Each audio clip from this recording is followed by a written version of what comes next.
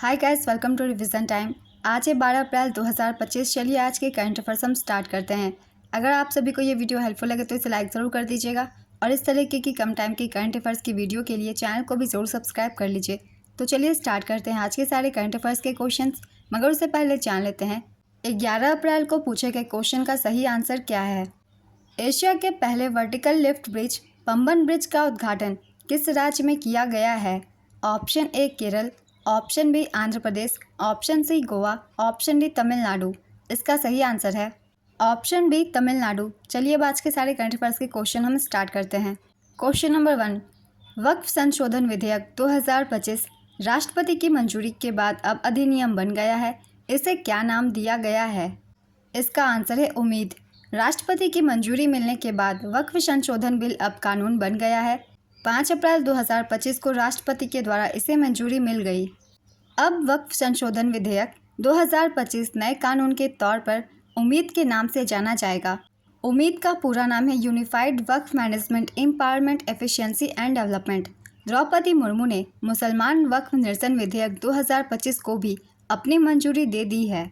Next question, हाल ही में आयुष्मान भारत प्रधानमंत्री जन आरोग्य योजना में शामिल होने वाला 35वां राज्य या केंद्र शासित प्रदेश कौन सा है। इसका आंसर है दिल्ली। दिल्ली आयुष्मान भारत प्रधानमंत्री जन आरोग्य योजना आयुष्मान योजना में शामिल होने वाला 35वां राज्य या फिर केंद्र शासित प्रदेश बना है। देश में सिर्फ पश्चिम बंगाल की ममता बनर्जी सरकार ही इस योजना में शामिल नहीं हुई है। इस योजना के तहत दिल्ली में लाभार्थियों को प्रति परिवार प्रति वर्ष 10 लाख रुपए, जिसमें से 5 लाख केंद्र सरकार और 5 लाख दिल्ली सरकार द्वारा चिकित्सा स्वास्थ्य बीमा कवरेज दिया जाएगा। आयुष्मान भारत योजना की शुरुआत 23 सितंबर 2018 को रांची, झारखंड से हुई थी। प्रधानमंत्री जन आरोग्य योजना दुनिया की सबसे बड़ी स्वास्थ्य बीमा योजना है। नेक्स्ट क्वेश्चन, हाल ही में किसने लिस्बन के मेयर से सिटी ऑफ ऑनर प्राप्त किया। इसका आंसर है द्रौपदी मुर्मू। भारत के राष्ट्रपति श्रीमती द्रौपदी मुर्मू ने लिस्बन के मेयर कार्लोस मोएदास से प्रतिष्ठित सिटी ऑफ ऑनर प्राप्त किया। 7 अप्रैल 2025 को यह ऑनर इन्हें प्राप्त हुआ। राष्ट्रपति द्रौपदी मुर्मू को पुर्तगाल की राजधानी लिस्बन शहर का मानद नागरिक बनाया गया है। 27 वर्षों के बाद किसी भी भारतीय नागरिक ने पुर्तगाल का दौरा किया। वर्ष 2025 में भारत और पुर्तगाल के बीच राजनयिक संबंधों की 50वीं वर्षगांठ मनाई जा रही है। राष्ट्रपति मुर्मू 7 से 10 अप्रैल 2025 तक पुर्तगाल और स्लोवाकिया की 2 देशों की आधिकारिक यात्रा पर थीं। पुर्तगाल की राजधानी है लिस्बन, यहाँ की मुद्रा है यूरो और राष्ट्रपति है मार्सेलो रेबेलो डी सूजा। महाद्वीप है यूरोप। पुर्तगाल यूरोप का एक देश है। नेक्स्ट क्वेश्चन, अप्रैल 2025 में केंद्र सरकार द्वारा पोषण पखवाड़ा का कौनसा संस्करण शुरू किया गया। इसका आंसर है 7वां। भारत सरकार ने 8 अप्रैल 2025 को राष्ट्रव्यापी पोषण पखवाड़ा के 7वें संस्करण का शुभारंभ किया है। इसका आयोजन 8 अप्रैल से 22 अप्रैल 2025 तक किया जाएगा। केंद्रीय महिला एवं बाल विकास मंत्रालय पोषण पखवाड़ा को क्रियान्वित करने के लिए नोडल निकाय है। पोषण अभियान को प्रधानमंत्री नरेंद्र मोदी द्वारा 8 मार्च 2018 को राजस्थान के झुंझुनू जिले में शुरू किया गया था। नेक्स्ट क्वेश्चन, हाल ही में INS तरकस ने किस देश की नौसेना के साथ पासेक्स का आयोजन किया। इसका आंसर है न्यूजीलैंड। INS तरकस ने न्यूजीलैंड नौसेना के एनजे क्लास फ्रिगेट HMNZS तेकहा के साथ पासेक्स का आयोजन किया। इसका आयोजन अदन की खाड़ी में किया गया। इस अभ्यास में डेक लैंडिंग, बोर्डिंग, सामरिक युद्धाभ्यास और संचार अभ्यास शामिल थे। अभ्यास ने भारत न्यूजीलैंड नौसैनिक संबंधों और क्षेत्रीय समुद्री सहयोग को बढ़ावा दिया। न्यूजीलैंड की राजधानी है वेलिंगटन। यहाँ के प्रधानमंत्री है क्रिस्टोफर लक्सन और मुद्रा है न्यूजीलैंड डॉलर। नेक्स्ट क्वेश्चन, हाल ही में जापानी ग्रैंड प्रिक्स 2025 का फार्मूला 1 का खिताब किसने जीता। इसका आंसर है मैक्स वर्स्टेपेन। मैक्स वर्स्टेपेन ने जापानी ग्रैंड प्रिक्स में 2025 फार्मूला 1 सीजन की अपनी पहली जीत हासिल की है।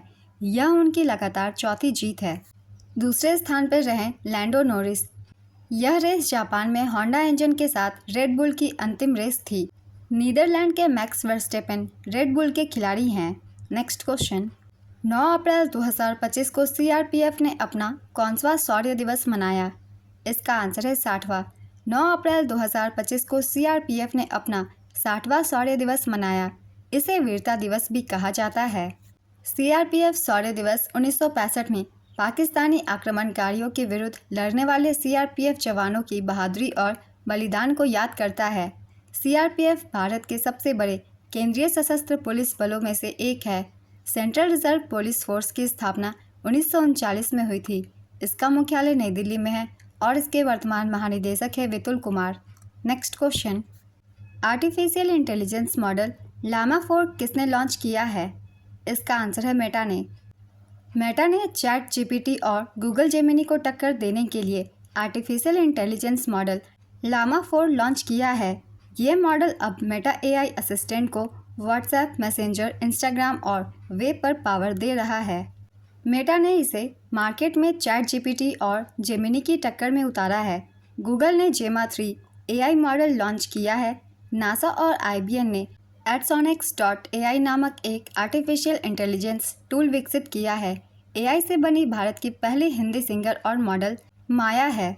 नेक्स्ट क्वेश्चन, संयुक्त राष्ट्र की रिपोर्ट के अनुसार भारत एआई निवेश के मामले में वैश्विक स्तर पर किस स्थान पर है? इसका आंसर है 10वें स्थान पर।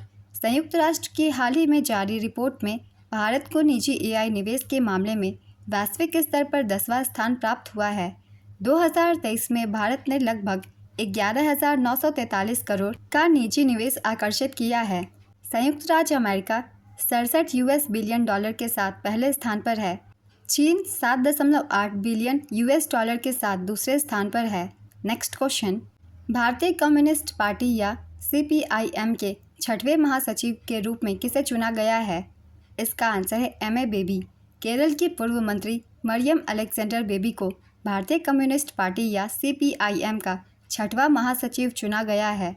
6 अप्रैल 2025 को इन्हें चुना गया। तमिलनाडु के मदुरै शहर में आयोजित पार्टी के 24वें पार्टी कांग्रेस में इन्हें चुना गया था। महासचिव पार्टी का सर्वोच्च पद होता है। उन्होंने प्रकाश करात की जगह ली, जो सितंबर 2024 में महासचिव सीताराम येचुरी की मृत्यु के कारण पार्टी के अंतरिम समन्वयक बने थे। सीपीआईएम हर 3 साल में एक बार अपनी पार्टी कांग्रेस आयोजित करती है, जहां पार्टी के पदाधिकारी चुने जाते हैं। भारतीय कम्युनिस्ट पार्टी का गठन 1964 में भारतीय कम्युनिस्ट पार्टी में विभाजन के बाद हुआ था। नेक्स्ट क्वेश्चन, अप्रैल 2025 में Oman India joint investment fund का सीईओ किसे नियुक्त किया गया? इसका आंसर है सतीश चावा। सतीश चावा को Oman India joint investment fund का सीईओ नियुक्त किया गया है। इनकी नियुक्ति 8 अप्रैल 2025 को की गई।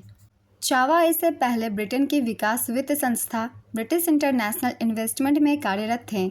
OIGIF एक निजी इन्वेस्टमेंट फंड है जिसे ओमान इन्वेस्टमेंट अथॉरिटी और भारतीय स्टेट बैंक द्वारा संयुक्त रूप से बढ़ावा दिया जाता है, जो भारत में सतत विकास को बढ़ावा देने वाले निवेशों पर ध्यान केंद्रित करता है। ओमान की राजधानी है मस्कट। यहाँ के सुल्तान का नाम है हैथम बिन तारिक और यहाँ की मुद्रा है ओमानी। नेक्स्ट क्वेश्चन, भारत और किस देश के सुप्रीम कोर्ट के बीच न्यायिक सहयोग बढ़ाने के लिए समझौता हुआ है? इसका आंसर है नेपाल। भारत और नेपाल के सुप्रीम कोर्ट के न्यायिक सहयोग को बढ़ावा देने के लिए एक महत्वपूर्ण समझौते पर हस्ताक्षर किए गए हैं। यह समझौता भारत के मुख्य न्यायाधीश संजीव खन्ना और नेपाल के मुख्य न्यायाधीश प्रकाश मान सिंह राउत की उपस्थिति में संपन्न हुई। इस समझौते का उद्देश्य दोनों देशों के बीच कानून और न्याय क्षेत्र में जानकारी साझा करना, न्यायाधीशों और न्यायिक अधिकारियों के बीच आपसी आदान प्रदान को प्रोत्साहित करना है। भारत ने हाल ही के वर्षों में इसराइल, बांग्लादेश और भूटान जैसे देशों के साथ भी इसी प्रकार के न्यायिक सहयोग समझौते किए हैं। तो आज के सारे करंट अफेयर्स के क्वेश्चंस कंप्लीट होते हैं। चलिए अब आज का क्वेश्चन देखते हैं कि क्या है। यूएन की रिपोर्ट के अनुसार भारत एआई निवेश के मामले में वैश्विक स्तर पर किस स्थान पर है? ऑप्शन ए 7वें स्थान पे, ऑप्शन बी 8वें स्थान पे, ऑप्शन सी 9वें स्थान पे, ऑप्शन डी 10वें स्थान पे। अपना आंसर गेस कीजिए या फिर कमेंट बॉक्स में दीजिए।